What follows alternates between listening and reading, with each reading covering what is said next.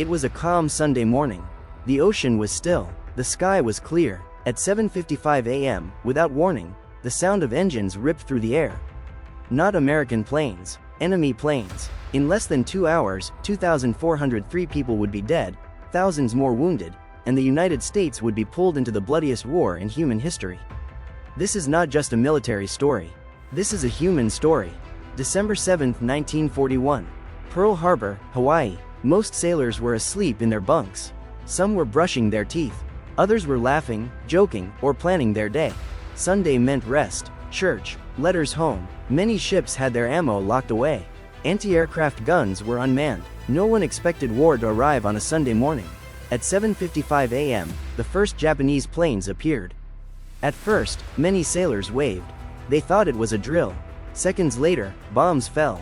Explosions shook the harbor. Ships burned. The sky filled with smoke and screaming metal.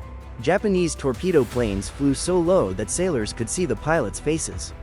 It was real. It was happening. At 8:06 a.m., a bomb hit the USS Arizona. The explosion was massive. The ship split open. In seconds, 1,177 men were killed. Most never had a chance to escape. They were trapped inside steel, fire, and smoke. Survivors later said, the ship lifted out of the water, then disappeared. Today, their bodies are still there. The harbor became hell. Oil burned on the water. Men jumped in, not knowing if they would burn or drown. Some sailors pulled wounded friends out with bare hands. Others fired machine guns with no training. Medics worked non-stop. Hospitals overflowed. There were no heroes yet. Only terrified humans trying to stay alive. No one knew how many planes were coming, if this was an invasion, or if more attacks were on the way. Rumors spread fast. Some thought Japanese troops had already landed. Others prepared for hand-to-hand combat. Hawaii was sure it would be wiped out. By 9:45 a.m., it was over.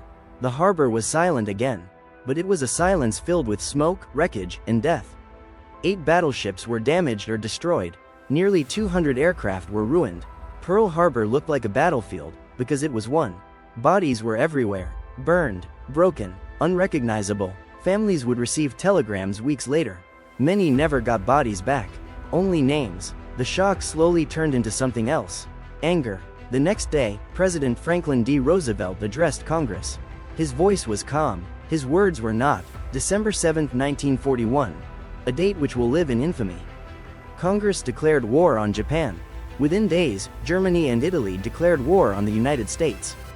World War II had become global. Pearl Harbor changed everything. America went from neutral to fully committed. Factories became war machines. Teenagers became soldiers. Ordinary people became history. It wasn't just an attack on ships. It was an attack on peace. Pearl Harbor teaches us one brutal truth. War doesn't arrive with permission. It arrives when you least expect it. On a quiet Sunday morning, while men slept, laughed, and dreamed of home. History knocked, and the world was never the same again.